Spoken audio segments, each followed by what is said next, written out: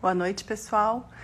Vamos entrando na nossa live, aguardar todo mundo entrar, aguardar a doutora Andressa, minha amiga, também a entrar na nossa live para a gente falar um pouquinho sobre casco. É um assunto extremamente importante para quem gosta de cavalo, para quem é esportista, para quem tem o seu cavalo, para esporte, para lazer, né? A gente sabe que existem vários problemas que podem acontecer, mas os cascos nós temos que ter cuidados especiais. Por isso a nossa ideia de falar com a Andressa sobre esse assunto, especialista, que vai nos dar várias dicas bastante importantes de como cuidar do nosso cavalo da melhor maneira possível, assim como falamos, então, de célula. E vamos falar hoje de casco com a doutora Andressa. Acho que a Andressa já está conectando, já vamos conversar com ela. Oi, tudo bem, Andressa? Oi, tudo bom, Ana? Tudo bem, e você? Tudo Obrigada bem. por aceitar o nosso convite para participar dessa live, num assunto super interessante, né? Eu Que eu que sei que você agradeço. adora. Então, gente, a Andressa é médica veterinária da EQX, Centro de Ortopedia Equina. Ela costumava morar em Curitiba, foi aqui que nós nos conhecemos, mas agora ela mora em Indaiatuba, né? E junto com outros grandes veterinários, estão lá no interior de São Paulo, que tem um mercado muito bom para cavalo e está lá cuidando dos cavalos atletas, né, Andressa? E a gente resolveu, É isso então, aí. conversar um pouquinho sobre isso. Quer falar um pouquinho da tua experiência? Assim, por que você escolheu especificamente os cascos para começar a sua especialização dentro da medicina veterinária, para o pessoal te conhecer um pouquinho? Tá, bom, vamos lá. Tá todo mundo me ouvindo bem? Se alguém dá Aham. um joinha aí, dá para ouvir direito. Dá. Bom, eu sempre tive envolvida, né, com os cavalos, montando como proprietária, depois como veterinária, e eu sempre achei que esse era um gap que a gente tinha. Era uma área onde eu não conseguia ter todas as respostas para os meus questionamentos, desde quando eu era proprietária até depois mesmo veterinária. Então eu fui atrás de informações, né? Saí do país, fiz cursos, enfim, e fui buscar responder algumas dessas minhas dúvidas e tudo. E a partir daí, isso foi em 2006, né, mais ou menos, que eu comecei realmente a me aprofundar na parte de cascos, podologia, casqueamento. E a partir daí eu desenvolvo um trabalho junto com todos os atletas que a gente atende, né? Então, dentro dos cavalos, todos os cavalos que passam pelos atendimentos nossos, 100% dos animais a gente dá uma atenção especial para os cascos. Bacana. Eu lembro que você trabalhava aqui em conjunto com os ferreiros, né? Com os ferradores, que são nossos parceiros, assim. E eu achava muito bacana mesmo, né? Hoje a gente não tem, assim, nenhum profissional que faça isso aqui em Curitiba, mas a gente tem aquela máxima, Uma né? Que é no parada. hoof, no horse, né? Então, os cascos são extremamente importantes e eu queria que a gente realmente conversasse um pouquinho sobre os cuidados que são importantes, aquelas questões que a gente já debateu um pouquinho antes, né? Acho que são. Aí o pessoal vai fazendo pergunta e a gente vai entrando no assunto. Tá ótimo. Eu queria começar por um ponto bem básico, assim, por que que a gente tem que casquear os cavalos, né? Qual que é o nosso objetivo quando os ferradores vão cortar o casco? Não é só o simples fato de cortar, de aparar, né? Porque realmente a gente tem a possibilidade de fazer um reposicionamento, um melhor posicionamento das falanges dentro dos cascos. Então, assim como num carro você faz o balanceamento, o alinhamento, também você nos cavalos consegue fazer esse balanceamento, alinhamento através das técnicas de casqueamento. E as ferraduras são algo mais. As ferraduras são ainda uma ferramenta, né, um recurso a mais que a gente tem para utilizar e enfim, a gente tem uma gama de ferraduras terapêuticas, ferraduras de performance, ferraduras de outros materiais. E aí a gente vai se especializando cada vez mais nessa, enfim, nessa técnica toda. Muito legal. Então vamos fazer aquela pergunta, né? Que às vezes nós somos questionados pelos proprietários. Por que que o meu cavalo precisa ser casqueado e ferrado todos os meses? Não posso fazer a cada 45 dias ou a cada 2 meses? E a gente, né, tenta explicar da melhor maneira possível, mas queria que você comentasse um pouquinho sobre isso. Tá, vamos lá. O período é entre 4 semanas, mais ou menos. O casco normalmente ele cresce de 8 milímetros até 12, 15 milímetros se você tem um crescimento muito bom de casco, né? E a partir do momento que a gente tira os cavalos da sua vida natural do campo, onde eles têm uma abrasão no solo, eles caminham muito mais, a gente bota esses cavalos na cocheira, bota a ferradura, então a gente realmente limita a abrasão natural da sola, do casco, a modificação. E essa modificação fica por nossa conta quando a gente faz o casqueamento e o ferrageamento.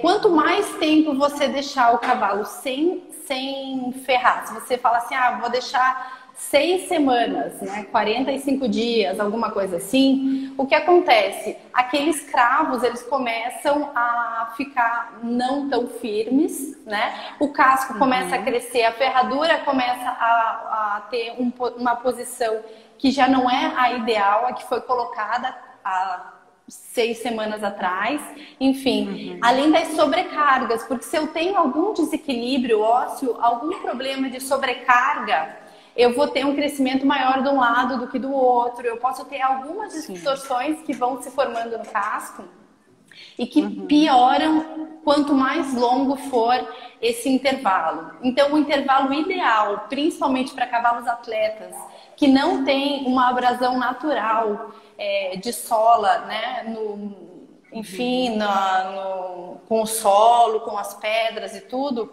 é de 4 semanas. Às vezes as pessoas falam assim, doutora, eu nem usei o cavalo, olha, só choveu, eu não fui, não andei, não usei, não fiz nada.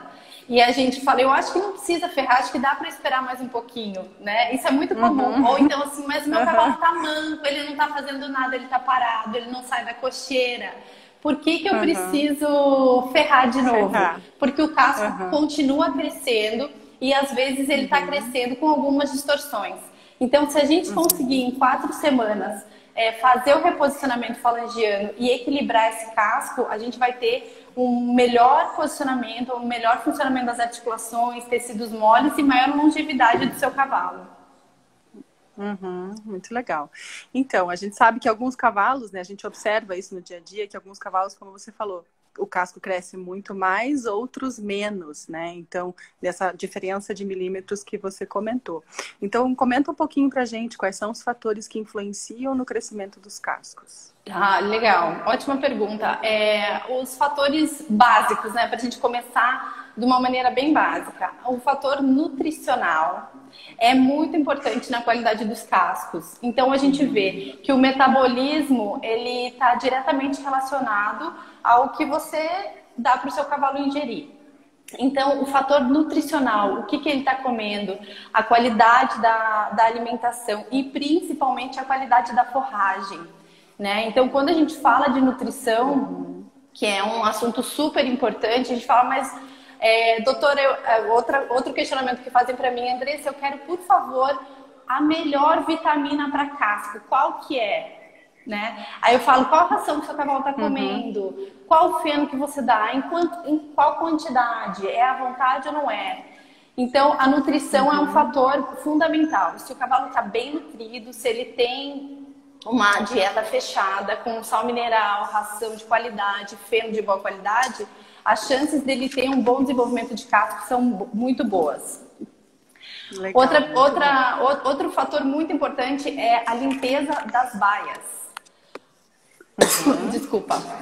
Isso é crítico, né? É crítico. A cama, quando fica com muita umidade, né? Ou quando aquela serragem ela tá super vencida, já não foi trocada há muito tempo, aquilo fica uma colonização de vários micro-organismos que vão ali penetrando no casco, penetrando na sola, podem até gerar alguns outros problemas, como doença da linha branca, podridão de ranilha, enfim. Então, eu acho que a qualidade, a limpeza, a higiene, o manejo da cama é importante. Isso. Mais uma coisa, só antes de terminar, a limpeza dos cascos. É super importante limpar os cascos. Né? Então, é uma coisa tão fácil que se você adapta isso para o teu manejo, para a tua rotina diária, fica uma coisa automática. Você todos os dias, às vezes a gente vai examinar um cavalo, faz um procedimento e volta dali uma semana. Quando eu pego aquele casco, ele tá com uma palmilha de serragem compactada da última vez que eu tive para vê-lo. E isso com certeza predispõe, né, a problemas de casco. Com certeza. O Dani perguntou o que você acha dos suplementos para os cascos. A gente comentou um pouquinho de nutrição, né? Isso, está diretamente ligado com a dieta, mas a gente sabe que algumas vitaminas e alguns microminerais e tudo, eles têm uma influência direta no metabolismo dos cascos, né? A mais famosa de todas é a biotina.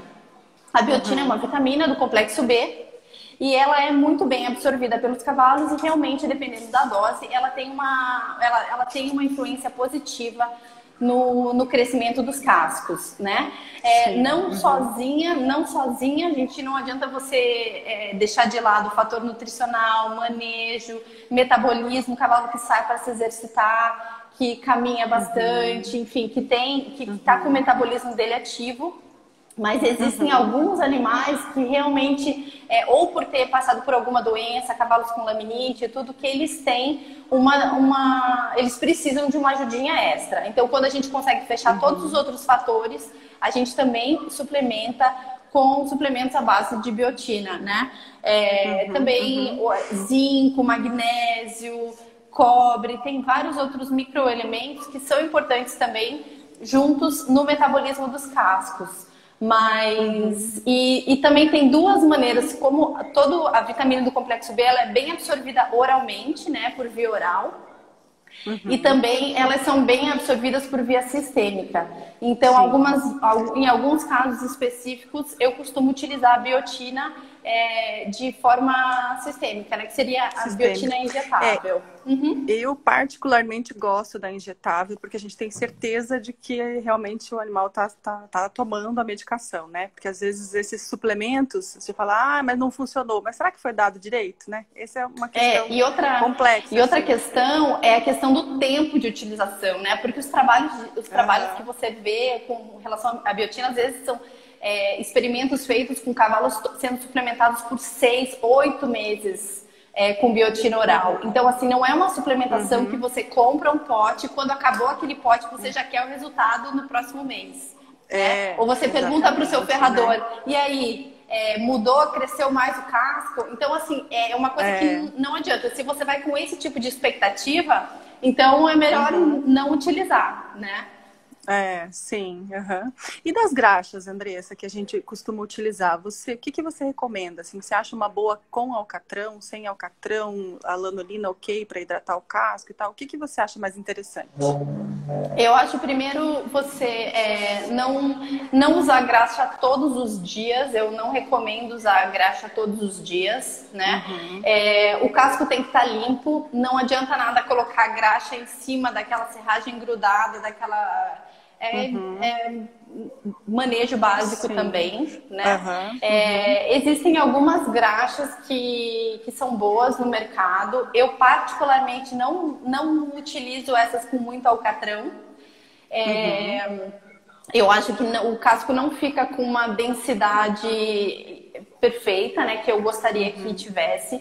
Existem algumas graxas que até são à base de própolis, mel e tudo.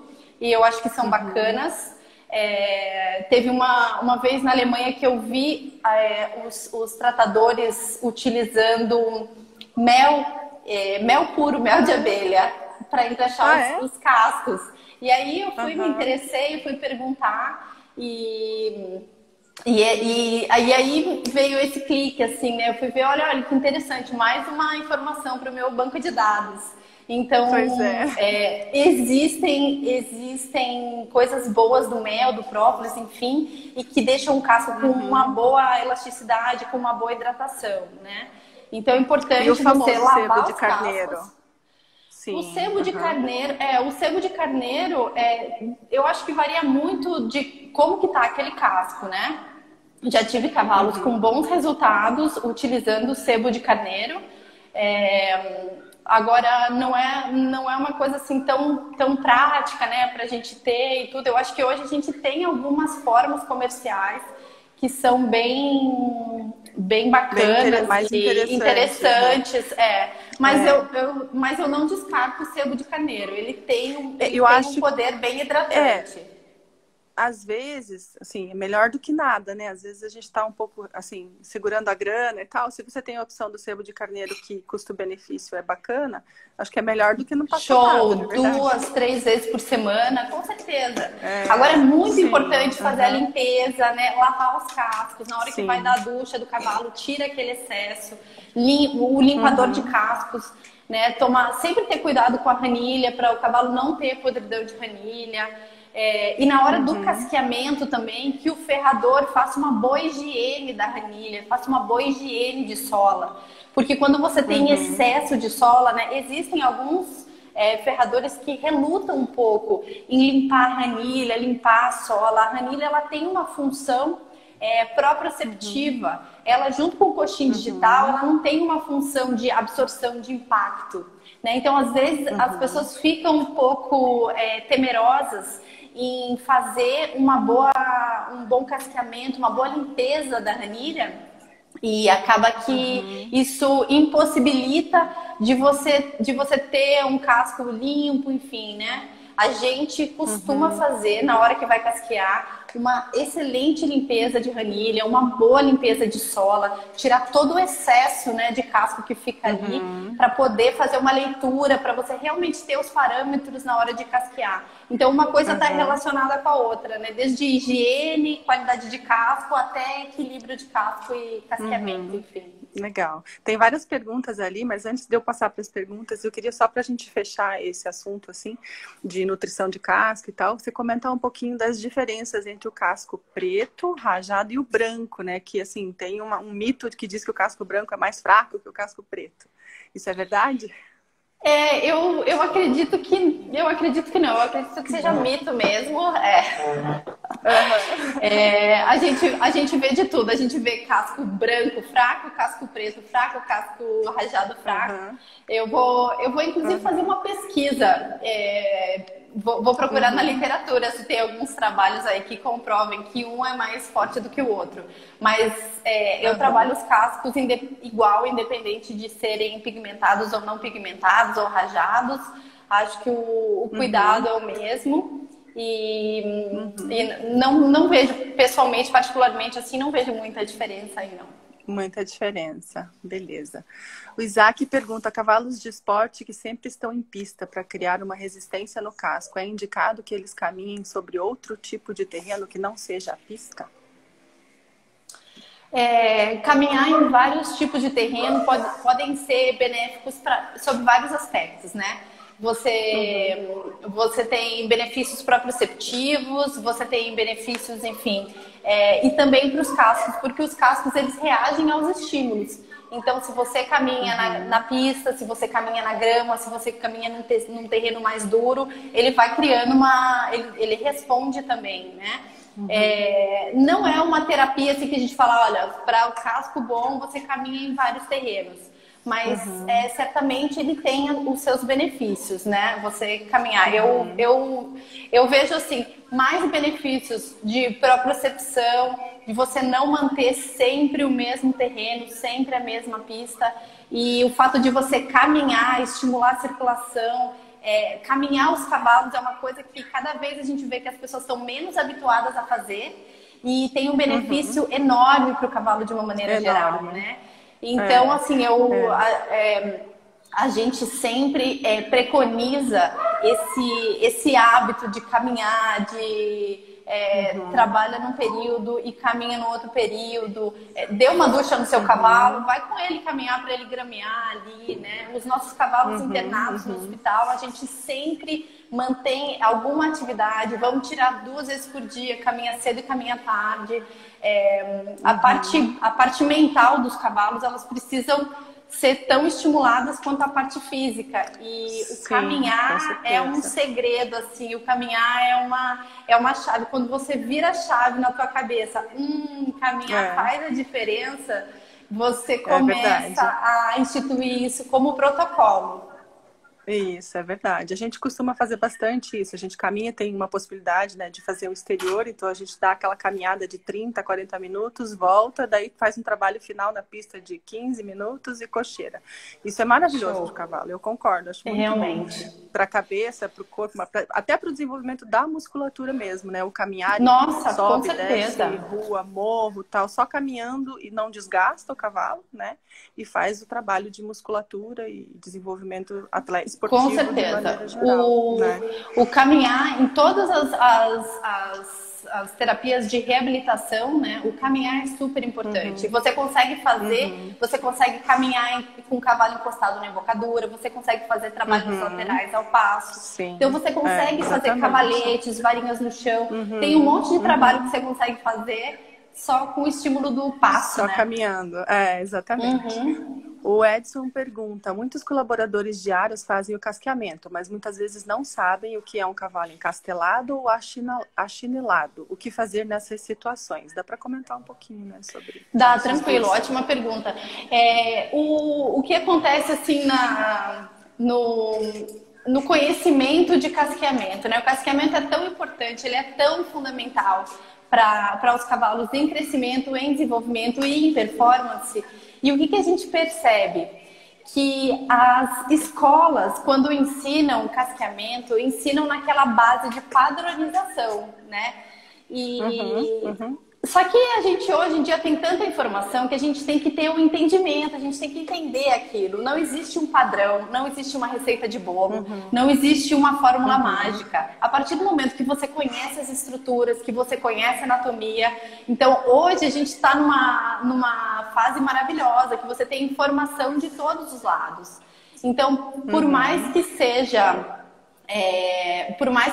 assim, o técnico, o funcionário do Aras a fazer o casqueamento, quanto mais informação ele tiver, melhor ele vai conseguir desenvolver aquele trabalho, independente dos padrões, né? Então, só rapidamente, o que é um cavalo encastelado? Um cavalo encastelado é com excesso de altura na região dos talões, né? Então, o cavalo fica com uma terceira falange no ângulo positivo, literalmente de salto alto. Né? Então, e tem vários problemas, né? Então, a gente tem cavalos que são encastelados, eles aumentam a sobrecarga de todo o aparato suspensor, né? Então, ligamentos suspensores, oblíquos, retos, enfim, tendão flexor superficial, e isso predispõe a lesões. E os cavalos achinelados são os cavalos com excesso de pinça. Né? Eles têm pode ter o talão normal ou o talão escorrido, dependendo do tempo que eles estão com esse excesso de pinça. E aí eles sobrecarregam outras estruturas. Eles sobrecarregam o tendão flexor profundo, todo o aparato podotroclear, né, que envolve ali o navicular, o bursado navicular. Então, nem um nem outro são desejáveis. A partir do momento que você entende a posição natural da terceira falange, a posição ideal, quando o casqueador for lidar com esses cavalos, ele já vai ter na cabeça dele aonde que ele quer deixar esse casco, qual posição falangiana, porque o casqueamento ele pode ter algumas nuances, mas a gente tem que sempre trazer para o natural, para o básico, né? Então, tanto os achinelados quanto os encastelados, eles devem ser corrigidos para eles terem o melhor posicionamento falangiano. Bacana. Daí o Isaac, já aproveitando o gancho, ele comenta, depois explica mais sobre as posições positiva e negativa, acho que em relação à falange dentro do casco. Isso, exatamente, também está dentro disso, né? A positiva e negativa em relação ao eixo né, falangiano entre a quartela e a terceira falange. Então, numa vista lateromedial, né, geralmente a gente utiliza radiografias para fazer essa avaliação. Entre a segunda e a terceira falange, quando você tem um ângulo positivo, né, essa falange, ela tá... Então, ela tá inclinada para baixo. Já volta. Ah, tá. Foi? Ela cortou um pouquinho a tua fala. Vamos voltar então um pouquinho. Tá. Então, os cavalos encastelados, eles costumam ter um ângulo positivo, porque eles têm um salto alto, literalmente o salto alto, o que acontece com o nosso pé, né? Fica com um ângulo positivo. Já os cavalos com ângulo palmar ou plantar negativo é o oposto. É como se a gente andasse sobre os nossos calcanhares. Então, a ponta da terceira falange fica para o alto, né? E também é prejudicial para a biomecânica, enfim, para o movimento. E no caso do ângulo palmar negativo, existe uma perda do arco da sola na região dos talões. Então, das duas maneiras, você tem como corrigir através do casqueamento. Muito bacana. Aqui, ó, o Vincenzi diz que tem comprovação científica, já que não tem diferença entre casco branco e preto. Então, só para saber, né? Tá Mudam ótimo. os minerais, mas a resistência é a mesma. É a mesma. E deixa eu só fazer mais um adendo aqui, Ana. Na nossa página da Equix, do Instagram, se você entrar, a gente coloca conteúdo toda semana. E a gente tem explicações sobre ângulo palmar negativo, cavalos encastelados, Clubfoot, que foi uma postagem recente que nós publicamos. Então, assim, é uma fonte de informação, né? Uma informação técnica, mas não tão aprofundada. Então, são informações que qualquer pessoa pode ter proveito.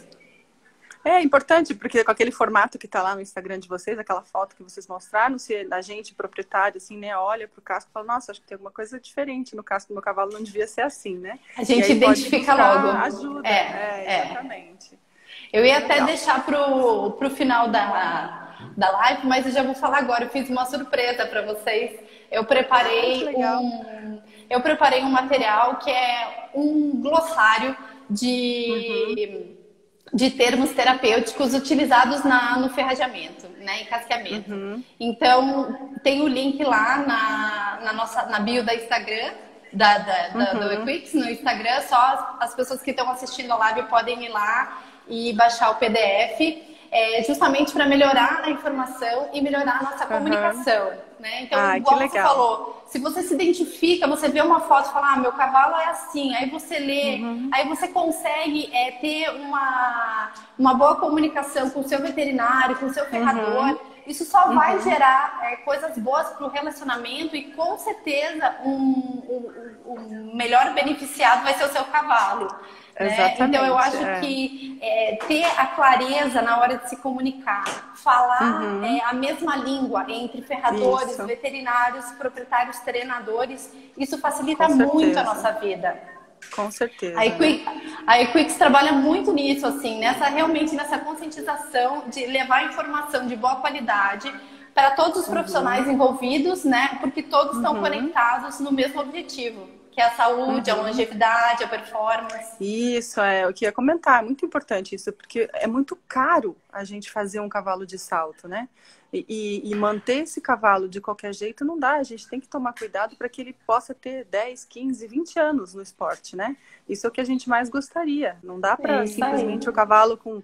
Às vezes você vê cavalo de 8, 9 anos que já não dá mais, não pode nem trotar, galopar, porque infelizmente tem uma lesão que não tem mais volta, né? Isso é realmente uma pena.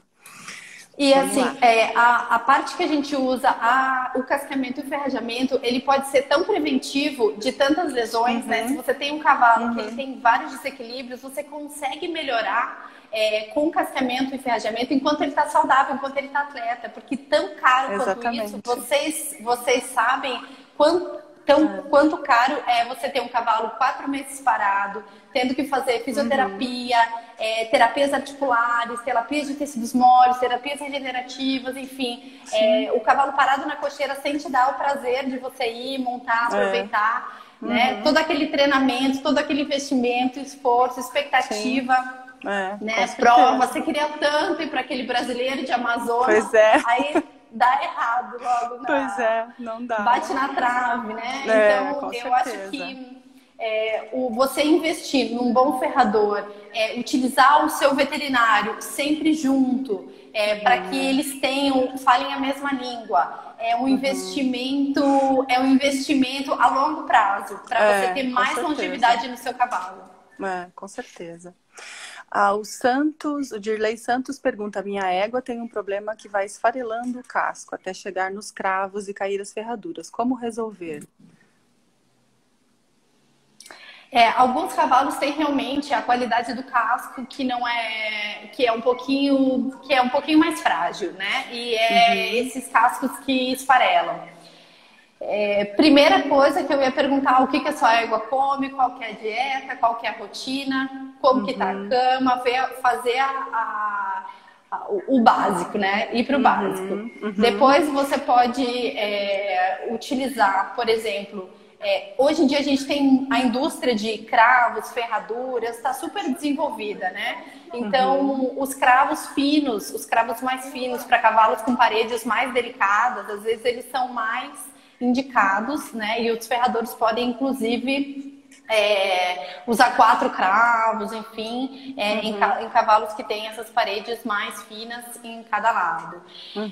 Não utilizar palmilha, qualquer material que fique entre a ferradura e o casco, ele vai ter um jogo, né, com o decorrer do tempo e tudo, que pode também enfraquecer e predispor a esse tipo de problema.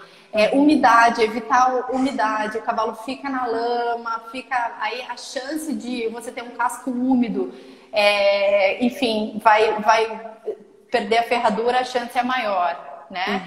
E as graxas, então de repente investir numa graxa boa, numa graxa de qualidade e fazer um manejo de limpeza, graxa.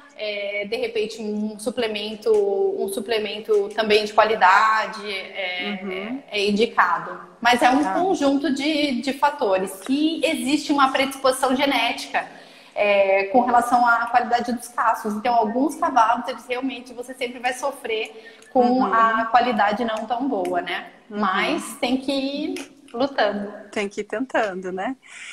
A Ju Ribas de Pismecô comentou que mas muitos ferreiros não gostam dessa comunicação com o veterinário, muito menos com o proprietário. Demorei a encontrar um ferreiro que aceitasse escutar o veterinário. É um pouquinho delicado isso, né? Mas você sabe que, você imagina que os ferradores existem desde o século, eu acho que século VII, os ferradores começaram a ferrar cavalos. Então, é uma profissão muito antiga, né? É uma profissão que traz crenças, né? Bloqueios entre informação e tudo. E a gente tem que... A gente está numa nova era, né? Hoje em dia a informação está aí para todo mundo. Os profissionais estão cada vez mais interativos, né? Eles estão se desenvolvendo. Eu acho que a linguagem tem que ser clara, tanto entre os proprietários quanto os veterinários e ferradores, né? Eu já tive proprietário que falava: eu quero que ferre o meu cavalo com uma ferradura um número maior para o casco crescer, por exemplo, né? Então, assim, esse tipo de comentário é um comentário que não tem informação, não vai agregar nada. Então, é claro que acaba afastando, né? Agora, a partir do momento que o ferrador tem uma sintonia com o veterinário e com o proprietário e que vocês começam juntos a ter resultados, é uma caminhada top, assim, é uma coisa muito legal. A gente tem N experiências, assim, de gente bacana que trabalha conosco, enfim, e dá tudo certo, né? E os que não querem, tem também, né? Os que se recusam, os que não querem, os que são... Mas aí a fila anda, né? A gente vai... claro. É uma seleção natural. Com certeza. O Sandro Ferreira até comentou: boa noite, comente por favor como o veterinário ou proprietário escolhe o ferrador, apenas por indicação ou tem outros critérios? Olha, Sandro, é uma boa pergunta, né? Eu acho que quando, vou dar uma, assim, falando nessa coisa dessa nova era, de muita informação, de bastante troca de experiências e tudo, o que eu percebo é o seguinte: quando você tem, eu como veterinária, né, nossa equipe como veterinários, quando a gente tem ferradores que falam a nossa língua, que estão dispostos a aprender, a trocar informação, a evoluir, esses ferradores acabam sendo as nossas referências. Então, a indicação, terapeuticamente, ela vai um pouco para isso, né? Eu sempre falo que eu trabalho com qualquer ferrador que estiver disposto a trabalhar comigo. A dialogar. A dialogar, né? Justamente, né? Se a gente não tiver comunicação, a gente não consegue dar um passo para frente. E a gente precisa de comunicação, a gente precisa de velocidade, a gente precisa de resultado, a gente precisa de eficiência, a gente precisa de tanta coisa que não dá para perder tempo com coisinha pequena, né? Picuinha. Então eu acho que indicação, claro, né?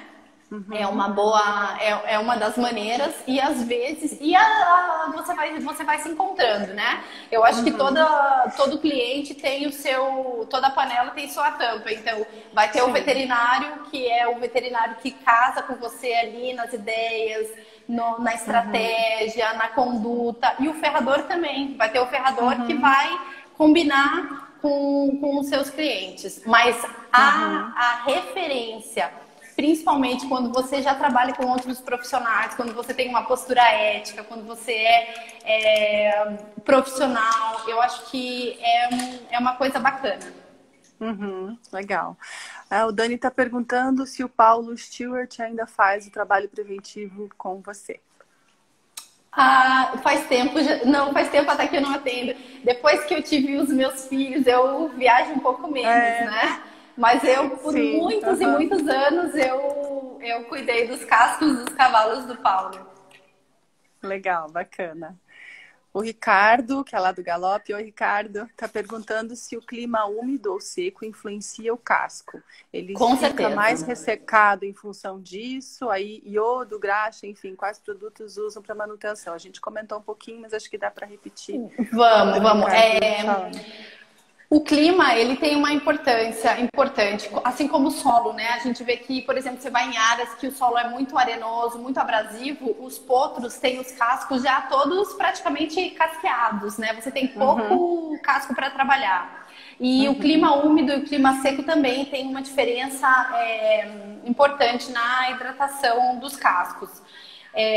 Mas o manejo tem que ser ali de acordo com o que você tem, né? De acordo com a tua região. Se você tem um clima mais seco, um solo mais arenoso, você hidrata seus cascos, usa graxa com uma frequência um pouco maior.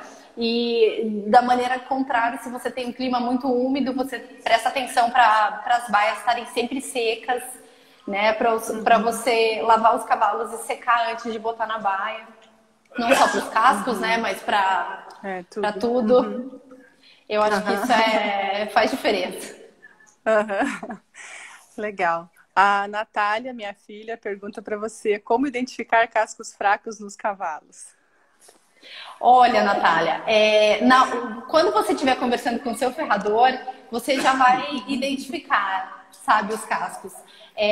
Quando eles têm a parede quebrada, quando o próximo dos cravos vai ficando um pouco mais enfraquecido, quando não tem um crescimento favorável. Então, entre um ciclo de ferrajamento e outro, a gente não consegue trabalhar muito nos cascos. Então, esses cascos são considerados mais frágeis. Legal. A Thaís pergunta, em casos de ferraduras assimétricas, de quanto em quanto tempo devemos reavaliar em animais que usam assimétricas por anos? Bom, deixa eu só dar uma explicadinha aqui. As ferraduras assimétricas, elas têm uma indicação específica, né, para problemas ortopédicos. Então, não são ferraduras para uso, geralmente não são ferraduras para uso contínuo, né? E mais importante ainda, né, eu sempre bato nessa tecla, que você utilizar uma ferradura assimétrica, uma ferradura terapêutica, você ter certeza que o seu casco, ele tem ele tá bem casqueado, aquela falange está bem posicionada. Porque, por exemplo, se eu tenho um cavalo com uma desmopatia no ramo medial do ligamento suspensor e eu tenho o meu talão medial muito mais alto do que o lateral, o que acontece? Ele vai estar sobrecarregando esse meu ligamento que já está doente. Então não adianta nada eu utilizar uma ferradura terapêutica, né, com um ramo indicado para aquela lesão e tal, se o equilíbrio do meu casco não tá bom, se eu não tô com aquele casqueamento bem feito. Então, as coisas se complementam, né? E da mesma maneira, de em quanto tempo que eu tenho que ver? Depende do veterinário, do protocolo, da lesão. Quando seu veterinário fizer um retorno ultrassonográfico, ou, enfim, dependendo do problema, né? Tô dando esse exemplo da desmopatia do ramo do suspensor, porque é muito comum.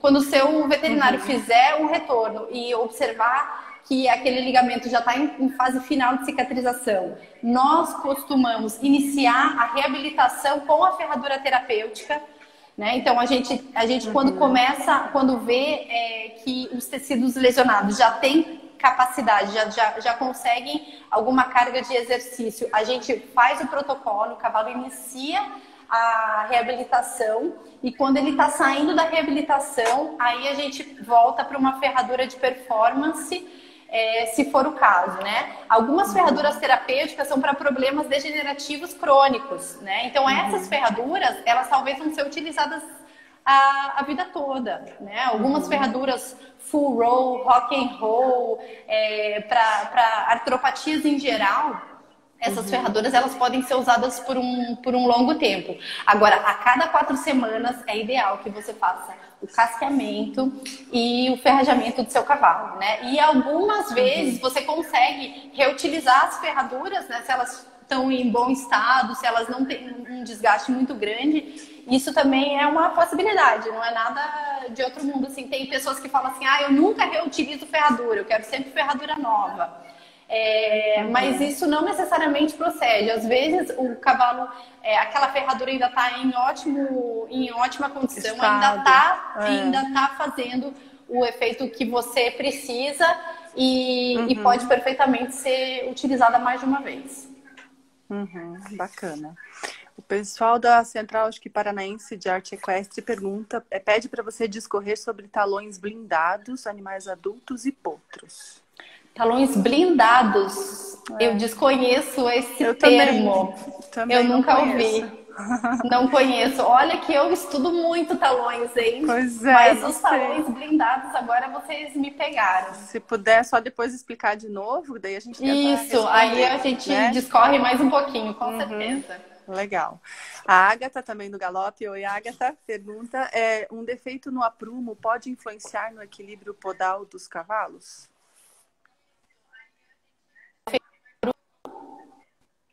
Por favor. Deu uma cortada, né? Um defeito no aprumo pode influenciar no equilíbrio podal dos cavalos? Pode. Um defeito no aprumo, ele pode fazer... Os defeitos podem ser flexurais, angulares, né? Defeitos de aprumo, eu vou dar um exemplo bem comum, assim, que é pinça para fora ou pinça para dentro. Né? O que acontece? A biomecânica dos cavalos que pisam com pinça para dentro, ela fica um pouco alterada. A aterrissagem do casco no solo, ela também fica alterada porque não é uma biomecânica de um aprumo 100% normal, né? Geralmente, os cavalos com alguns problemas de aprumo, eles vão ter crescimento maior do casco de um lado do que do outro, porque justamente existe uma sobrecarga física, né, constante, 24 horas por dia atuando ali. Então, um ponto importante é que a correção de aprumos, ela pode ser realizada, né, de acordo com o desenvolvimento. Então, assim, você tem um timing para você corrigir aprumo dos potros e esse timing está diretamente ligado ao fechamento epifisário. Então, os ossos, né, eles têm diferentes fases, diferentes tempos de fechamento epifisário e isso tem uma influência direta. Se você já tem aquele osso que você pretende modificar com a correção dos cascos, se já está com a epífise fechada, ali já era. Agora Não você tem tem mais, o né? tempo, não tem mais, né? Aí, pelo contrário, você vai sobrecarregar alguma estrutura que já tá feita daquele jeito. E aí você pode ter outros tipos de problemas, como sobrecarga de tecidos moles, enfim. Então, esse é o número 1, né? Dá pra corrigir aprumos em potros? Dá, mas tem que respeitar o timing do fechamento epifisário e sabendo que esse timing é diferente de acordo com o osso que você tem que corrigir, né? Agora, cavalos adultos que já estão com os aprumos com algum problema de aprumo, né? Pisa para dentro, um casco pisa para dentro e tudo. Quando você vai casquear, você equilibra os cascos. Então, você deixa o talão medial na mesma altura do talão lateral. Você reequilibra. E aí, no mês que vem, no próximo ciclo, daqui 4 semanas, provavelmente você vai ter que reequilibrar novamente, porque o fator que está fazendo com que aquele casco cresça de maneira não tão simétrica, né, é justamente o aprumo que ele tem. Então, são cavalos que são perfeitamente leváveis numa vida atlética, numa carreira esportiva, desde que você tenha consciência disso e que você faça todos os ajustes, né? A gente sempre evita aqueles assim, não, eu vou consertar o cavalo, eu vou transformar, ele tá se tocando no joelho, eu vou desalinhar ele para ele parar de se tocar. Então, esse é o tipo de protocolo que a gente foge, né? Então, a gente tem que casquear os cavalos, equilibrar os cascos para que eles fiquem com o melhor posicionamento falangiano. E sempre, dependendo do aprumo, a gente consegue, enfim, ajudar um pouquinho aqui, ajudar um pouquinho ali. Com a ferradura também a gente consegue, às vezes, dar mais apoio de um lado do que do outro, enfim. Mas nunca deixar assimétrico por causa do aprumo. Legal. A Luli também, linda, fizemos uma live maravilhosa semana passada sobre saddle fitting com ela. Ela tá comentando aqui, ó, sobre high heel e low heel. Aí ela faz assim, ó, leram o trabalho falando sobre a possibilidade de essa diferença vir do destro e canhoto, que a Luli fala bastante disso, né? Se a gente consegue perceber se o cavalo é destro ou canhoto no saddle fitting, e como lidar com os cascos isoladamente nesse caso. Low heel e high heel, quando é no mesmo cavalo, né?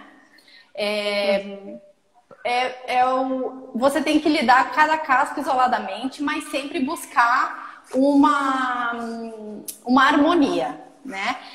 A gente não trabalha tentando igualar um casco com o outro, né? E geralmente você consegue melhorar o casco, você consegue ter mais atitude no casqueamento no high heel, no de talão mais alto, né? Que é o que você consegue trabalhar melhor. Eu também acredito que essa de destro e canhoto existe muito, né? Até eu li um trabalho interessante que para em seres humanos, né? Para cada 8 destros tem um canhoto. E para os cavalos era alguma coisa tipo para cada 4 destros tem um canhoto. Eu não me lembro exatamente dos dados, mas era bem interessante, né? E além disso, os cavalos eles têm aterrissagem diferente.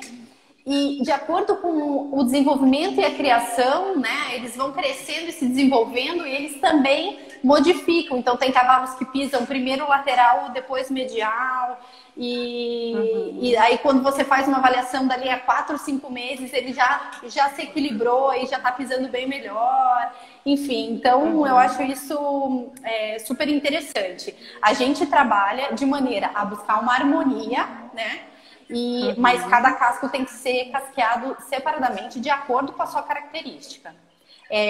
A gente jamais coloca assim, porque existem... Pode falar. Não, isso é bem interessante, porque a gente vê às vezes que os proprietários querem as mãos, por exemplo, iguaizinhas, não pode ter uma diferença de milímetros, né? E aí eu já vi o ferreiro tentar corrigir e por conta dessa correção o cavalo mancar, né? Então é isso que você falou. Isso é super comum. a conformação daquele casco especificamente, né? Daquele Então, casco. Mas você sabe que chega a se aproximar bastante. Quando você faz um bom casqueamento, você consegue alinhar as falanges, bem posicionar a terceira falange, você consegue uma harmonia que passa muito melhor do que, por exemplo, colocar uma talonete no casco baixo para ele chegar no casco alto, porque aí você tem outras sobrecargas, né? Você vê que outras estruturas acabam sendo sobrecarregadas, então você tem uma melhora estética ali momentânea, mas você tem, com certeza vai pagar as consequências a médio prazo. Às vezes até curto prazo, você acha que é médio, mas as consequências chegam mais cedo. Com certeza. Vincenzi pergunta, doutora, na rotina você tem visto muita relação de alteração do eixo podofalangiano e alterações no aparato suspensor? Sim, eu acho assim, a gente não precisa ficar tão ligado no padrão do eixo ter que ser uma linha reta, né? Porque isso não é tão natural, né? Não, assim, eu quero que aquela linha entre as falanges seja perfeita, porque não é isso que a gente encontra na vida real. Por outro lado, se você consegue fazer com que a tua terceira falange fique bem posicionada, esse eixo naturalmente vai se equilibrando, né? Agora falando sobre os problemas de aparato suspensor, são muitos, inúmeros, né? A maioria, muitos casos que a gente atende tem problemas de aparato suspensor, principalmente em cavalos que tem excesso de talão na altura, excesso de parede na altura dos talões, né? Então, quanto mais altos os talões, quanto mais encastelados os cavalos, e geralmente eles são deixados dessa maneira, porque as pessoas acham que esse é um padrão bom, esse é um padrão da raça, esse é um padrão bonito, enfim. E isso, inevitavelmente, sobrecarrega o aparato suspensor. Então, a primeira coisa, quando a gente tem problemas, cavalos com problemas de aparato suspensor, é fazer um bom casqueamento, um bom nivelamento, e você vê que na hora que o cavalo você casqueia, ele já para ali de uma maneira bem mais confortável. E, enfim, já é outro conforto para o cavalo, e você tem uma recuperação muito melhor. Porque se você tem um problema, se tem uma desmopatia, uma tendinopatia, enfim, de flexor superficial, aí se você tem aqueles cascos desequilibrados, né, você vai ter muito mais tempo para cicatrizar, e depois, quando esse cavalo retornar, ele vai estar predisposto a fazer uma recidiva da lesão. Sim, é verdade. O Sandro Ferreiro, que comentou, já fez um comentário aqui com a gente, ele pergunta se a gente tem conhecimento do processo de certificação da Associação dos Ferradores Brasileiros, que vem fazendo um ótimo trabalho em educação para os ferradores. Olha que legal, não sabia. Legal, eu também não tenho conhecimento, mas eu acho que é super interessante que isso. Bom, né? Eu acho que quanto mais informação no teu banco de dados, melhores vão ser as tuas ideias para resolver os problemas. Então, eu acho que só tem a agregar e ajudar. Com certeza. O Isaac comenta que na situação do quarto de milha, que em geral tem um casco muito pequeno em relação à estrutura física dos cavalos, né? De qual maneira pode ser casqueado de forma preventiva para evitar danos nos tendões e ligamentos? O casqueamento, ele sempre é feito da mesma maneira, independente se o cavalo é um quarto de milha, é um cavalo de corrida, um manga larga, é um cavalo de trote, de sela, enfim. O casqueamento é feito para melhorar a posição, para fazer com que aquela falange, ela permita com que todo o resto da coluna óssea tenha o melhor movimento possível, né? Então, o que às vezes eu noto em cavalos quarto de milha é que os cavalos são ferrados um pouco justos, assim, com ferraduras talvez um pouco pequenas para o casco, né? E que já são, por genética, enfim, às vezes cascos pequenos, com aquelas ferraduras pequenas. E isso não favorece a biomecânica, não favorece o crescimento do casco, né? Agora, o casqueamento sempre tem o objetivo de melhor posicionar a terceira falange. E depois você pode trabalhar com as outras ferramentas, né? Então, se você quer mudar o breakover, você trabalha com o ponto de breakover, você trabalha na ferradura. Se você quer facilitar movimentos laterais, você faz, rola a ferradura. Se você tem objetivos terapêuticos, você direciona para ferraduras terapêuticas. Assim, é uma gama. Hoje em dia a gente tem uma gama enorme de ferramentas para usar no ferrajamento. Legal. Deixa eu te perguntar uma coisa, que é uma dúvida minha, assim, aquela questão do guarda-casco. Qual que é a diferença do guarda-casco frontal e lateral? Eu vejo que tem ferreiros que usam só o lateral, não põem o frontal, e tem outros que põem só o frontal, tem outros que usam o frontal nas mãos e os laterais nos pés. Isso influencia um pouquinho o formato de crescimento do cavalo? Do casco? Se o guarda-casco ficar comprimindo a parede do casco, você pode ter casos até de reabsorção da terceira falange, né? Porque você comprime a circulação. Então, existem casos que a gente radiografa aquela terceira falange e ela tá com o formato dos guarda-cascos. Então, o guarda-casco, ele é uma proteção a mais, né? Para limitar, enfim, a ferradura correr, a ferradura escapar. Tradicionalmente é utilizada acho que umas 2 décadas para cá, né? No cavalo de salto veio da Europa isso de usar o guarda-casco lateral nos posteriores.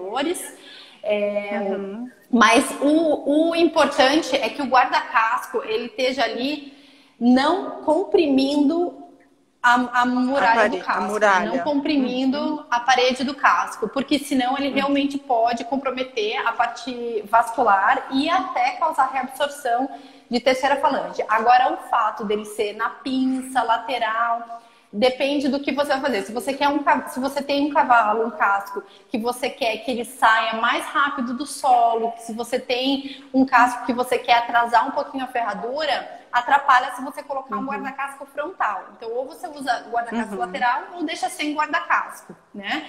Por outro lado, se você quer trabalhar ali a parte dos talões, da ferradura e tudo, não tem problema nenhum você colocar um guarda-casco frontal, porque vai ter uma